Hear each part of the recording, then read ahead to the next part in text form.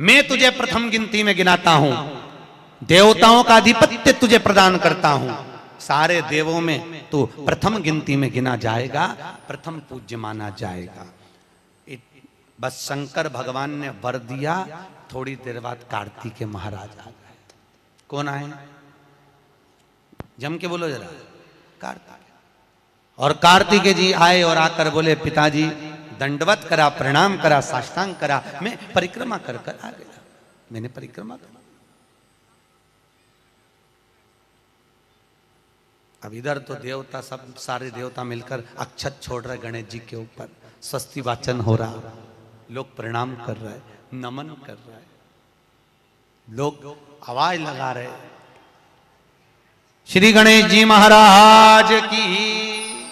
अब सारी दुनिया में आवाज लग रही गणेश जी। तो कार्तिकेय ने पूछा, माँ ये गणेश जी का जयघोष क्यों हो रहा है? गणेश जी के जयकारे क्यों हो रहा है? गणेश जी के लिए इतना जयघोष? तो माता पार्वती ने भगवान शंकर के शब्दों को कार्तिकेय को सुनाया। कार्तिकेय रो पड़े, माँ मैं परिक्रमा कर कर आया, गणेश जी ने केवल आपकी परिक्रमा लगा ली, आपने उसको प्रथम गिनती में मान लिया। माँ उसने बुद्धि का परिचय दिया और मैंने कर्म का परिचय दिया। बुद्धि का परिचय, कर्म का परिचय।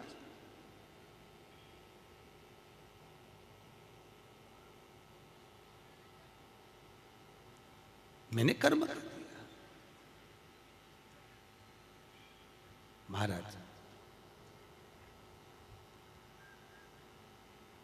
व्यक्ति को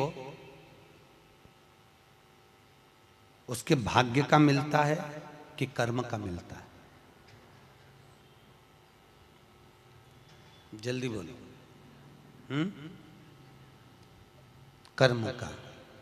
आपका क्या विचार है? ये लोग तो बहुत दूर बैठे हैं, इसलिए इनसे पूछ ही नहीं रही हूं। व्यक्ति को उसके भाग्य का मिलता है कि कर्म का मिलता है? पुरुषों से भी पूछने का मन है मेरा, भाऊ बोलो तो सही, कि उसके कर्म का मिलेगा कि भाग्य का मिलेगा? है दोनों का मिलेगा। मेरी माताएं जी हाँ बिल्कुल सही कह रही है, दोनों का ही चाहिए। काय का? भाग्य का और कर्म का, ये दो हैं।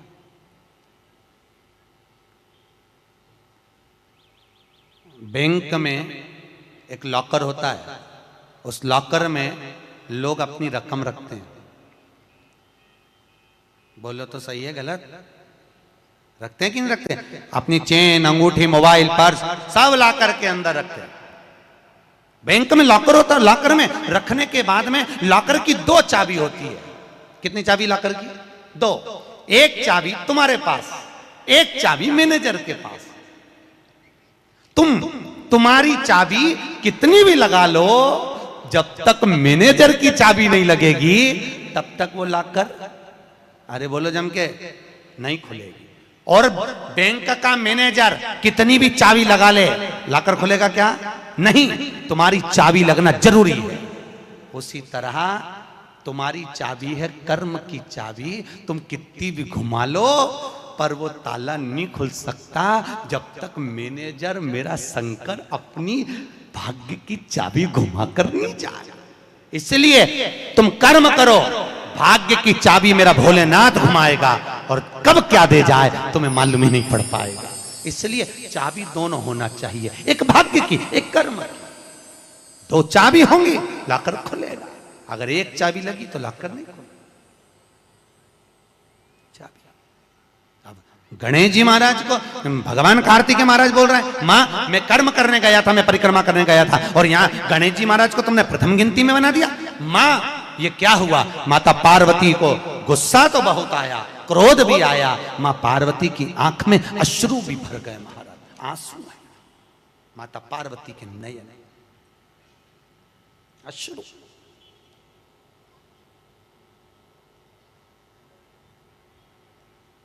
मां खड़ी हो गई। माता पार्वती ने आज खड़े होकर भगवान भोलेनाथ जी से निवेदन करा, आपने अपनी जिंदगी की ये गलती कर दी। क्या गलती? शंकर भगवान पूछ रहे हैं कौन सी गलती? तुमने गणेश जी को प्रथम गिनती में बना दिया, कार्तिकेय भी तो गया था। अगर कुछ थोड़ा सा आशीर्वाद रखना था तो कार्तिकेय के लिए रखना था, पर तुमने केवल गणेश को प्रथम गिनती में बनाया है, ये तुम्हारी गलती है। तो गणेश जी ने परिक्रमा भी तो करी है।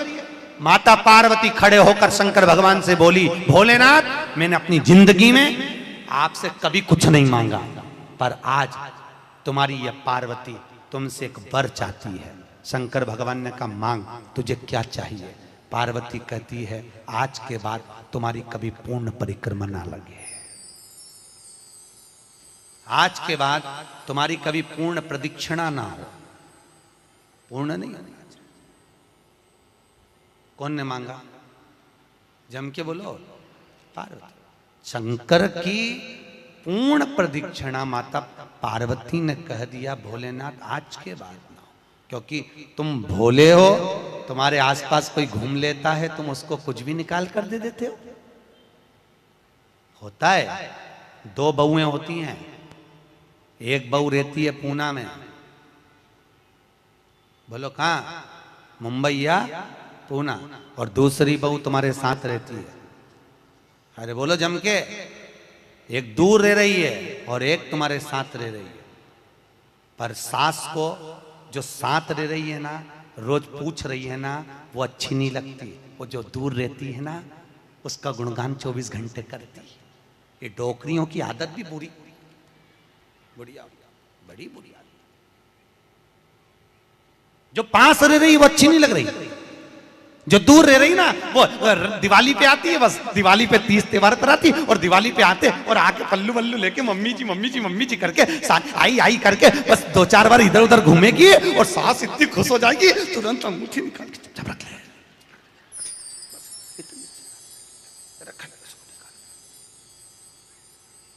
जो तुम्हारे पास में है वो बुरी लग रही है, वो चाय दे रही है, दूध दे रही है, बस बोलने में कभी कभी बोल देती है। अब बहुएं हैं बेचारी, हो जाता है।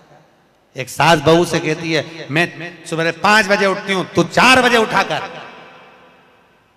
अब वो झगड़ा करते करते हमारे पास आ गए और हमारे पास आके बोली गुरुजी ये मेरी सास मुझे परेशान करे। मैंने बोला तेरी सास को क्या बोल रही है? तो क्या मैं 5 बजे उठूं तो बहू 4 बजे उठना चाहिए। तो मैंने कहा अच्छी बात बोली, कोई दिक्कत वाली बात नहीं है। एक काम कर, बहू की उम्र है 20 साल, तेरी उम्र है 70 साल, तू 20 साल की बन जा, मैं भी इसको जगाना चालू कर देता हूं।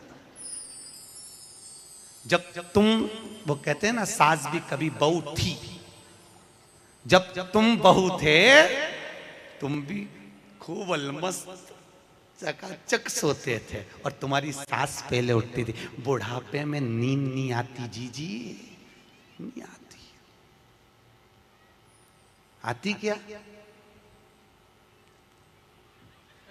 अरे बोलो तो, आती बुढ़ापे में नहीं। मनुष्य की उम्र, गधा की उम्र, कुत्ता की उम्र और उल्लू की उम्र बराबर थी। किस किस की?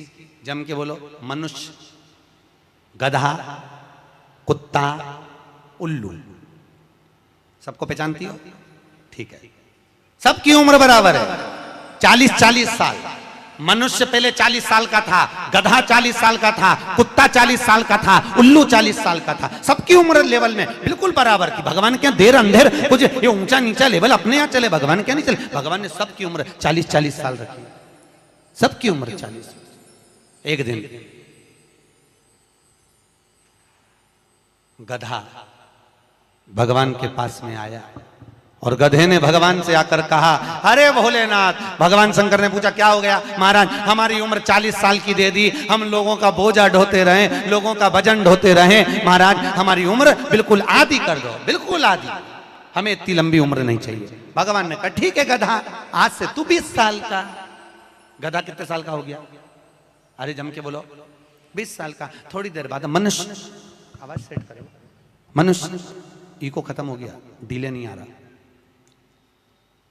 मनुष्य, और थोड़ी देर बाद में मनुष्य भगवान के पास पहुंचा। भोलेनाथ आगे वापस आ गया, मनुष्य पहुंचा और भगवान के पास जाकर बोला भोलेनाथ। भगवान शंकर ने पूछा तुझे क्या हो गया?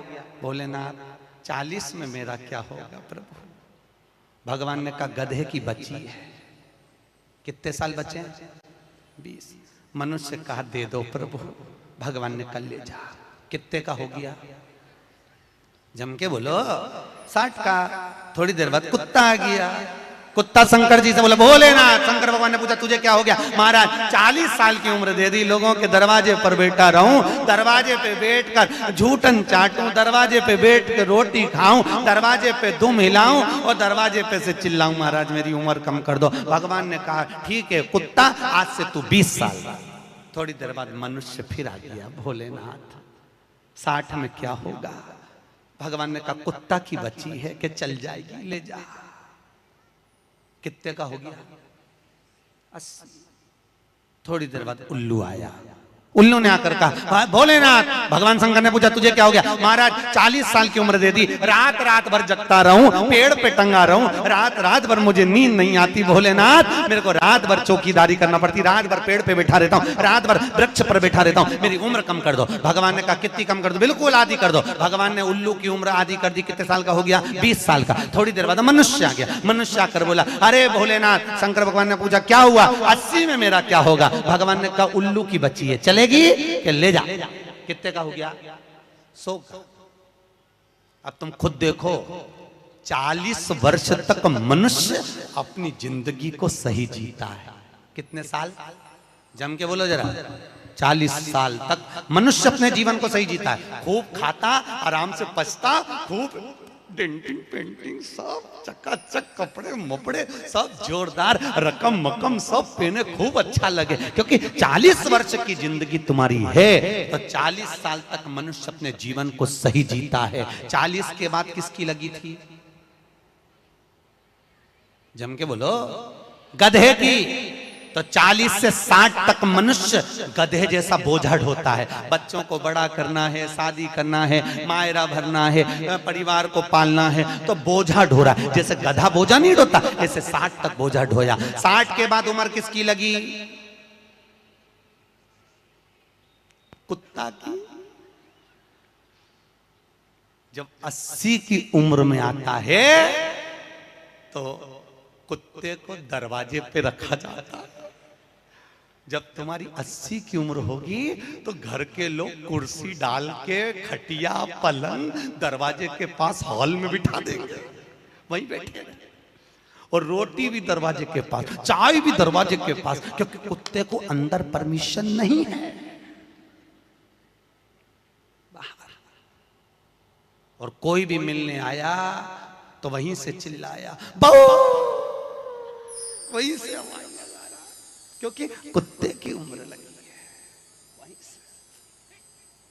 वहीं से अब कुत्ते के बाद में 80 के बाद 80 से 100 उल्लू की। डॉक्टर साहब क्या गई? डॉक्टर साहब मुझे रात में नींद नहीं आती। डॉक्टर साहब ने टेबलेट दे दी, नींद की गोली दे दी, डॉक्टर साहब ने इंजेक्शन लगा दिया। कितने भी अच्छे अच्छे डॉक्टर को दिखा लेना, पर 80 से 100 साल की जब उम्र होगी डॉक्टर को क्या मालूम कि किसकी लग गई। शिव महापुराण कहती है 80 से 100 में कितनी भी दवाई खाओ, कितने भी इंजेक्शन लगवाओ, पर रात्रि को नींद नहीं आएगी।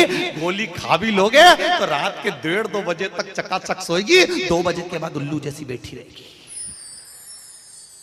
2 बजे के बाद कितना भी खाओ, कितनी भी दवाई खाओ, कितने भी अच्छे डॉक्टर को दिखाओ, पर 80 से 100 में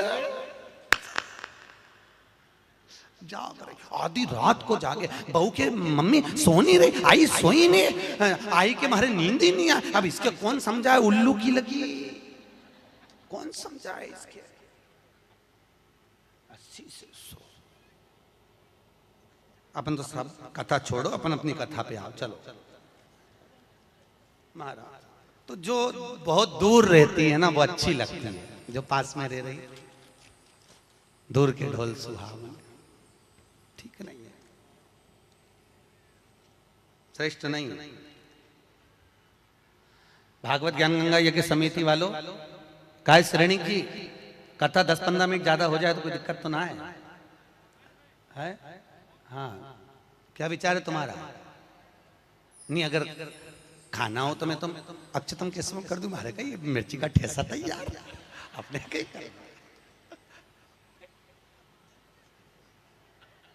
आमठी न चावल। आज तो खूब चक निपटा। अगला प्रश्न है, तो ये प्रदक्षिणा का प्रश्न। अगला प्रश्न, शिवलिंग की पूजा करने के लिए शिवलिंग को घर में कहां रखें? जहां तुम्हारी मर्जी हो। अब ये तो भगवान शंकर को पूजा घर में रखो ना, जहां पूजन होती है, जहां देवता बैठा हुआ है वहां रखो।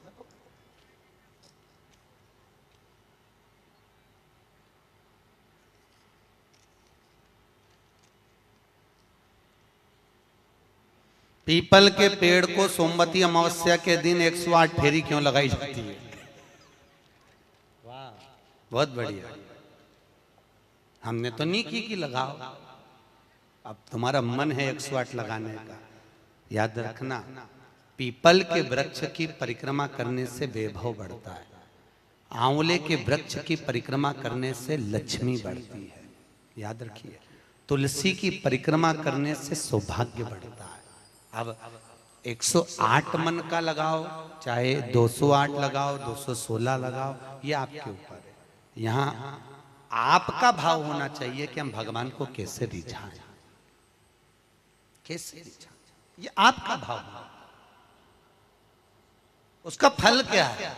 तो उसका फल वैभव प्राप्ति का है, धन प्राप्ति का, यश प्राप्ति का। आप जितनी लगा,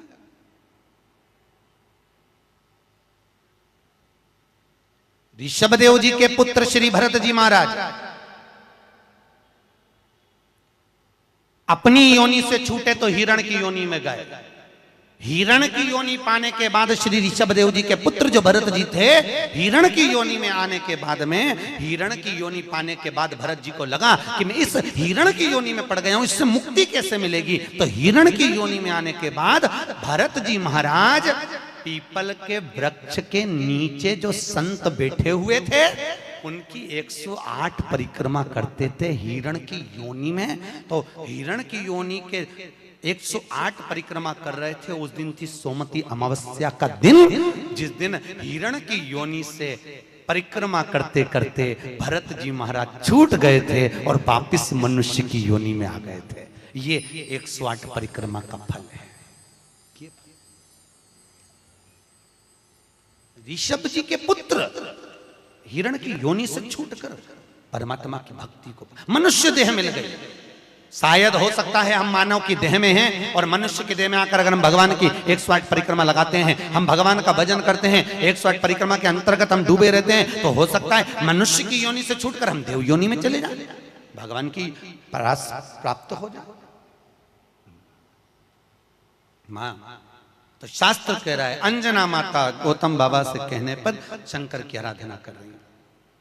और आराधना करी माता अंजना ने, शिव जी की आराधना करी, शंकर की जब आराधना करी, शंकर का अभिषेक करा, भगवान भूत भावन प्रसन्न हो गए और शंकर भगवान ने उसी समय माता अंजना को वर प्रदान करा, तो चिंता मत कर, तेरे घर में पुत्र होगा।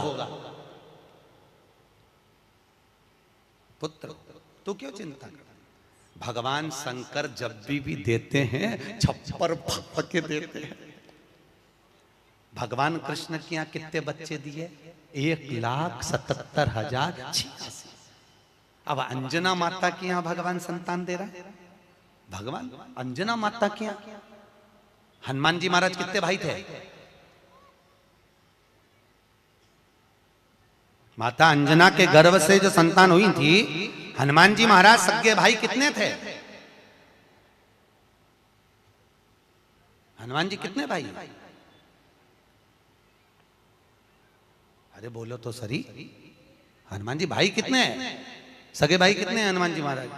तो अंजना माता ने जब भगवान शिव की आराधना करी, शंकर की जब आराधना करी, तब भगवान शंकर प्रसन्न हुए। समय बीता, माता अंजना के गर्भ में भगवान शंकर के तेज पुंज को पवन देव ने ले जाकर माता अंजना के गर्भ में स्थापित करा। स्थापित करने के बाद पूर्णिमा के दिन, चैत्री पूर्णिमा के दिन, भगवान अंजना माता के गर्भ से शंकर का ही एक अवतार श्री हनुमान जी महाराज प्रकट हुए हैं। महाराज श्री हनुमान जी महाराज की।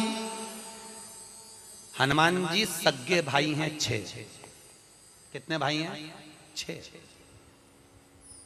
सगे भाई। सबसे पहले नंबर हनुमान, फिर गतिमान, केतुमान, धृतिमान, यतिमान, ऐसे हनुमान जी महाराज के 6 भाइयों का क्रम वर्णन किया गया। कितने भाई हैं? 6। हनुमान जी महाराज का एक भाई है जिसका नाम है गतिमान। क्या नाम है? गतिमान। और जिसके यहां पर फैक्ट्री हो, किसी भी तरह की फैक्ट्री हो, चाहे वो नट बोल्ट की हो, पानी की हो, किसी भी तरह की फैक्ट्री हो, अगर फैक्ट्री में जरा सी भी तकलीफ आती है तो हनुमान जी महाराज के उल्टा पांव, लेफ्ट पांव के नीचे का सिंदूर लाकर गतिमान का नाम लेकर अगर फैक्ट्री पर स्वस्तिक बना दिया जाता है तो वो फैक्ट्री धड़ाके से चलना चालू हो जाती है, कभी खराब नहीं होती, कभी परेशान नहीं करती। महाराज गतिमान, हनुमान जी के 3 नंबर का भाई गतिमान का नाम। ये जो राजनेता होते हैं ना, जब चुनाव लड़ने के लिए जाते हैं और उन्हें विजय प्राप्त करना है तो विजय पाने के लिए वो एक ही काम करते हैं। हनुमान जी के 3 नंबर का भाई गतिमान, उस गतिमान के नाम से जो व्यक्ति युद्ध करने के लिए जा रहा है या विजय पाने के लिए जा रहा है, अपने बराबर का लच्छा, लच्छा जानते हो, नाड़ा मोली, उसको नाप कर गतिमान के नाम से लपेट कर हनुमान जी के मंदिर में रख देता है और उस मोली को फिर अपने हाथ पर बांध लेता है तो वो हार नहीं सकता, विजय ही प्राप्त करेगा। गतिमान का इतना प्रभाव है, चाहे कुछ भी। गतिमान, गतिमान है वो, नीचे नहीं गिरने, उसकी प्रखरता। गतिमान श्री हनुमान जी महाराज का प्रागट्य हुआ। अंजना माता के गर्भ से श्री हनुमान जी महाराज प्रकट हुए। पवन तनय संकट हरन मंगल मूर्त रूप, राम लखन सीता सहित हृदय बसौ सुर भूप। श्री हनुमान जी महाराज प्रकट हुए। देवताओं ने पुष्पों की वृष्टि करी, गंधर्व गान करे, अप्सरा नृत्य करी, चारों तरफ सुख समाहित हुआ। श्री हनुमान जी महाराज की। हनुमान जी महाराज प्रकट हुए। प्रबल रावण को मारने में सबसे ज्यादा सहयोग किसने करा था? अरे जम के तो बोलो, हनुमान जी। पूरी पृथ्वी पर सबसे ज्यादा मंदिर किसके हैं? बोलो तो हनुमान के। अपने करमाला में तुम गिनना, अगली बार आऊंगा तो पूछूंगा। अगर अगली बार भागवत ज्ञान गंगा यज्ञ समिति ने मान लो बुलाया तो पूछूंगा आपसे आके कि करमाला में कितने हनुमान जी के मंदिर हैं और राम जी के मंदिर कितने हैं। राम जी के मंदिर अगर 5 होंगे तो हनुमान जी के मंदिर 20 होंगे। हर जगह पर हनुमान मिल जाएंगे, हर जगह, कहीं पीपल के नीचे, कहीं कहीं बैठे हुए, कहीं कहीं बैठे, हनुमान ही हनुमान, ढेर सारे हनुमान। हनुमान, आखिर हनुमान जी के मंदिर ज्यादा, राम जी के मंदिर कम क्यों? नहीं तो राम के मंदिर ज्यादा होना चाहिए, हनुमान के मंदिर कम होना चाहिए। पर हनुमान के मंदिर ज्यादा इसलिए हुए क्योंकि हनुमान जी ने राम जी की इतनी सेवा करी, इतनी सेवा करी कि भारत की भूमि पर सेवा पुजा गई, इसलिए हनुमान जी के मंदिर ही मंदिर बन गए। मंदिर तुम्हारे भी बन सकते हैं अगर तुम सही से माता पिता की सेवा करो तो। मंदिर बनने में देरी नहीं लगी, तुम करो तो मंदिर बन जाए। रावण को मारने में सबसे ज्यादा सहयोग किसका था? अरे बोलो जम के।